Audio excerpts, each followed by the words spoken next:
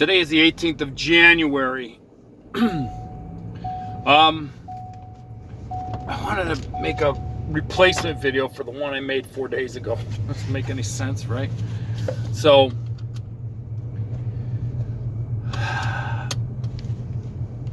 unlike how I make most of them, I usually come up with the title when I'm done, but I already got the title for this one. So, I'll try to make this really short because it's not real hard to figure out. So we are living in the middle of a culture war between good and evil. I mean, if you can't see it, I don't know what to tell you. And we have to engage in this. All of us who believe in sanity and what is right, we have to engage in this. And we have to engage with it everywhere. We have to engage with it with our neighbors. We have to engage with it in the workplace. We have to engage it, whether you like it or not. I mean, if as long as you live in Western culture in the United States, we got to engage this because we're the only ones that are going to stop this. And I think I really want to be specific to Christians because Jesus called us to be salt and light and to occupy. It's a military term. Military occupation till he returns. Right? Ooh, no, that didn't go too good. So anyway, we have to be salt and light till he returns. And I'm sorry, I got to adjust this. We've really failed as believers miserably, and myself included, because I bought into that whole rapture thing and the rest of the world can go to hell because God's going to vacuum pack us out of here. Yeah, I don't think that's going to happen. And I'm going to tell you why. Because he told to occupy till he returned, right? And we have checked out of all the aspects of influence within society, especially entertainment, education, and politics. We've checked out of that, so we let all the kooks come in, you know. And me being, I like to think that I'm very environmentally savvy. I always have been since I was a kid. And I see how the leftists have grabbed a hold of this, and now we're in the middle of this insanity with the Green New Deal and all the other nonsense that goes with it. But I want to talk about where all these roads lead in the end, because we got to engage this. And I heard this the other day, and I thought it was brilliant. Let's say my given name is Anthony, right? And my whole life I've gone by Anthony. But one day I decide that, well, I really don't feel like Anthony, that there's actually a Rebecca and a Tiffany. And one day I feel like Anthony, and tomorrow I feel like Tiffany. And the next day I feel like Rebecca. And my pronouns are I, am, in, and sane. Okay, and then let's say the next day, well, I'm not Anthony, Rebecca. I'm actually John, Paul, George, and Ringo. And there may be a day where I'm none of this and I'm just absolutely nothing. Or maybe I'm Lassie and I decide that I'm going to be treated, I'm going to communicate by barking.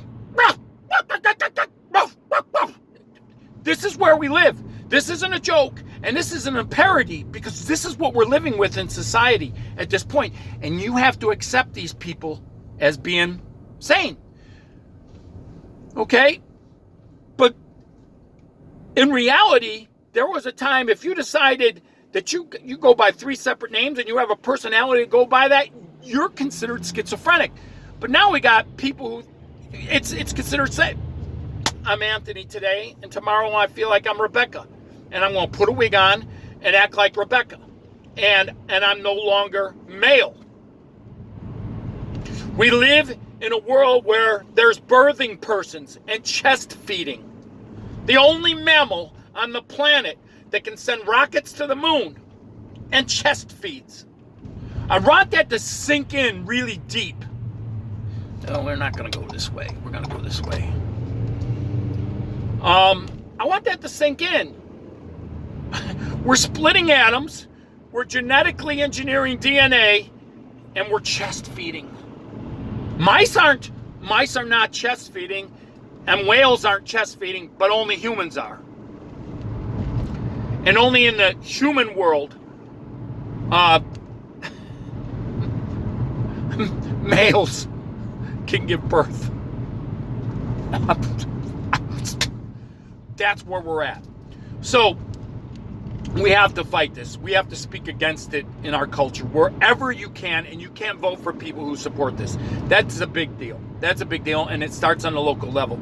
It starts within your local level with mayors and county commissioners and board members of schools, and if you got kids in school, you got to go to those school board meetings. You got to look at the curriculum they're teaching your children, and you got to stand up against it. You have to. You don't have an option anymore. You don't. Particularly you as Christians, if you're sitting there warming a pew, hoping that Jesus is going to vacuum pack you away and suck you up with a big vacuum in the sky, you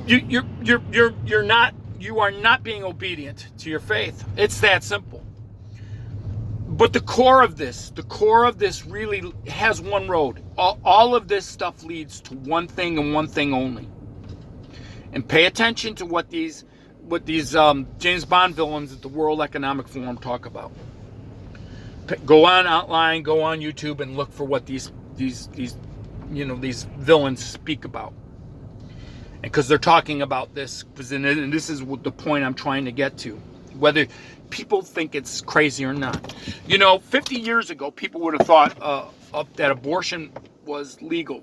That abortion would be legal was complete insanity. That's how far we've come. 50 years ago, the idea that homosexuals would be married, you didn't even mention this, would be legal. They would have left you. Now we're at that point where if you don't accept drag times, normalization of drag queens.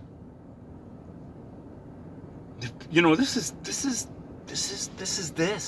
is like the gears aren't coming together and are not moving the wheels. But all of this only goes to one thing. And please hear me, because I've been speaking about this online for years.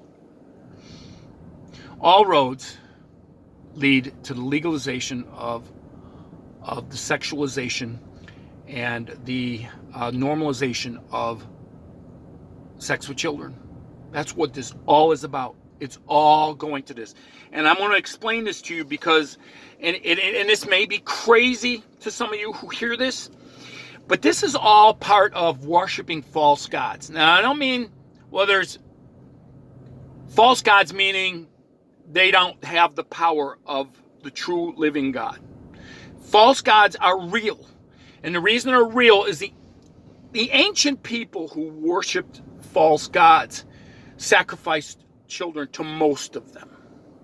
And in sacrificing children, you got something back. Usually like a good harvest or something. Now, if that sounds crazy to you, it's the truth. But in our minds, historically, we're taught, there is no God, period. So these people were just superstitious and doing this. That's not true.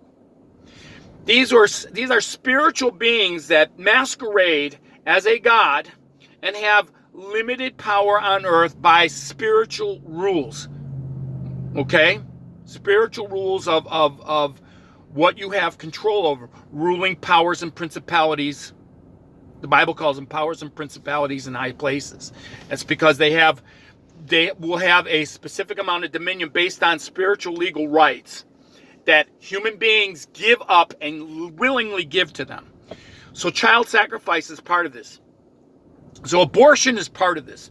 Abortion, state-sponsored abortion, where it becomes legal, and because the way government works and everything, once people who govern themselves think that abortion and infanticide, because we're at the point now where an aborted child lives, you illegally can destroy its lives. And in case you didn't know, they voted on a bill on this the other day, and every Democrat voted against that, which basically made infanticide illegal. They all voted against it. So what does that tell you about the Democrat Party? They're in league with one of these powers and principalities in high places. So we already have that. We have the child sacrifice. But there's more to child sacrifice, and there's more to death. And I'll try to make this quick. In the Old Testament, God tells people to choose life.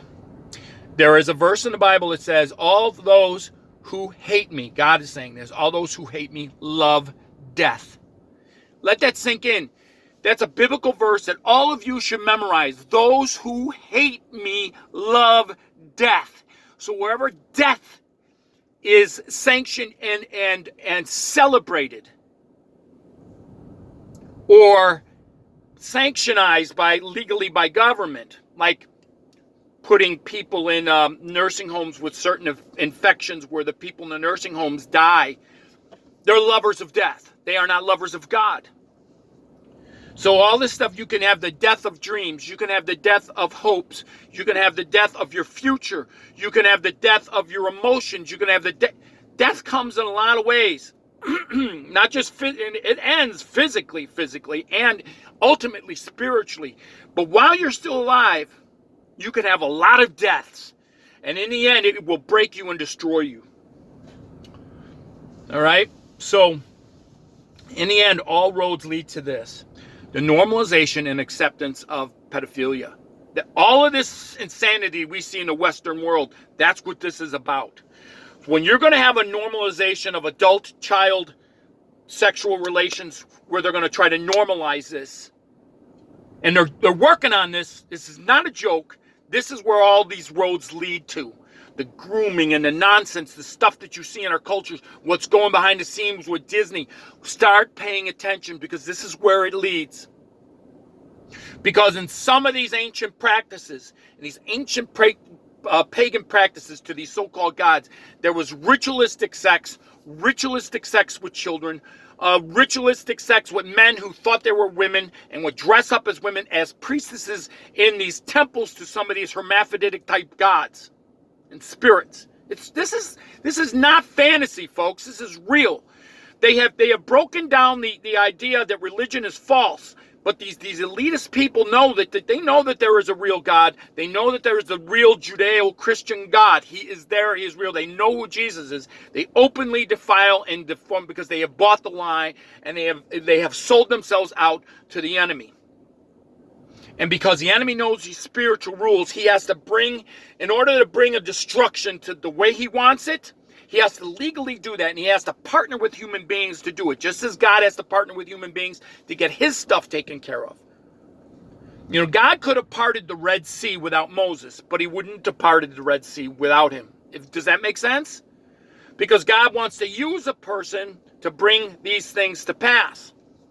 That's how God works. He uses people for instruments of good, just as the enemy wants to use people for instruments of bad. So all roads lead to pedophilia and the social acceptance of it and the legalization of it. And this is what they are in the process of doing. So I'm going to conclude with this as simple as I can. We got to fight this. I don't have children of my own, but I got nieces. And the nieces now have little ones, okay? There's also grandchildren. With my wife, through my wife's side. And this stuff, all of this stuff, the hypersexualization of everything, and anything goes, because in the end, it's going to be socially acceptable to have sex with animals too, because it's all part of it. Anything goes. It doesn't matter what it is. It doesn't matter what it is. And we're paying a high price for this culturally in Western society, Western cultures. We're paying a high price because it started with the legalization of abortion, and then it has blossomed into all the nonsense that you see today that's crazy. They want to make it to the point where the family unit is no longer the controlling unit of society. They want your children. They want to indoctrinate your children from birth onward, as soon as you get them in schools. Revisionistic history nonsense. And you as a parent, get off your ass. Learn things to counteract. Even if you send them to public schools, you can counteract all that stuff by being a good parent. But if you got fractured families and messed up stuff, the state is going to step in. All roads lead to normalization of sexual relations with children. All these roads lead to this. Now, as I'm talking, it's January 2023. Go back to let's go back to 2019. If you think was that something that was, I started to see this stuff a long time ago, but look where it shifted. Drag queen story hour, and Disney with the undercover videos that were leaked with their messaging that they're putting in. They're not so secret agenda of same-sex stuff in there, and they're encouraging kids to just explore who you are, your gender identity at 5, because you don't even know who you are yet. 5-year-olds can't even tie their shoes practically at this point. Now, here's a good one. How many of you think can read a clock, a real clock with the hands, without a digital clock? But you think that they're going to be able to choose their gender? Jesus, this is where we're at. This is where we're at, folks. And I want people to start looking behind the scenes and open your eyes. And I'm going to tell you this. If you don't know Christ, you're going to be blind. Unless God is working on you and he's trying to get you to see what's going on. Some people are so far gone they will never see it. But you're going to have to ask God to open your eyes if you can't see. Because no one else is going to open it for you. You're going to have to ask God into your life through Christ Jesus, through the Holy Spirit, to dwell within you, to open your eyes to what's going on. This is insanity we're living in, and the normalization of this. It's every day it becomes a harder struggle for me to hold on to this because the anger. I have an anger issue, and the anger is not directed at people, but it's directed to where the culture's going. It's directed towards those people who rule over us and who do shady things with elections and shady things in our culture behind our nose because we're not paying attention. And the only way we're going to be able to really, really deal with this is to get on a local level, to start from the local level up, work their way up through the Congress, Senate, and so on. But it's got to change locally. And we have the opportunity to change this back because darkness can't comprehend light and it can't hold it down.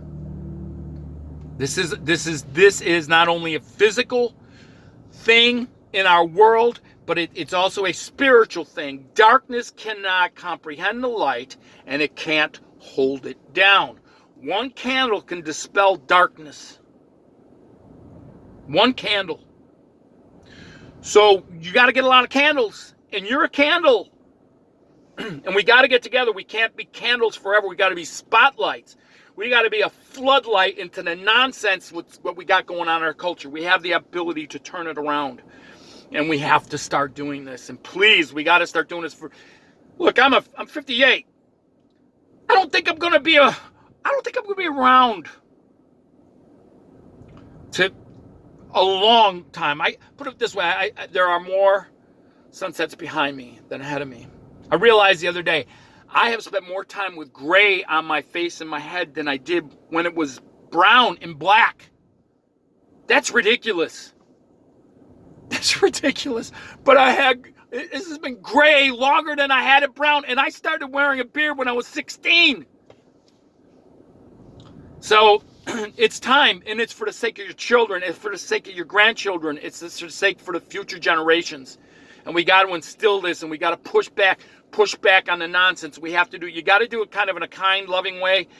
I'm not good at that. I am not good at that. So my way of contributing is to get through to 1 or 2 people out of the 20 who may see this video. I hope that makes sense. And men, you got to be men. You got to stand up, and you got to do what's right for the children, for your children and your grandchildren, for what's coming up. And women often do not understand that we have to take strong stands on these things because they just can't always grasp how we deal with stuff and how we have to process and how we have to go after it. They just can't do it. And whether they like this or not, but that's the truth. And it's not disparaging women. We're made differently, and the way we process things and stuff is different. So, guys, get out there, and we'll save that for another day. All roads lead to the normalization of pedophilia. Remember that.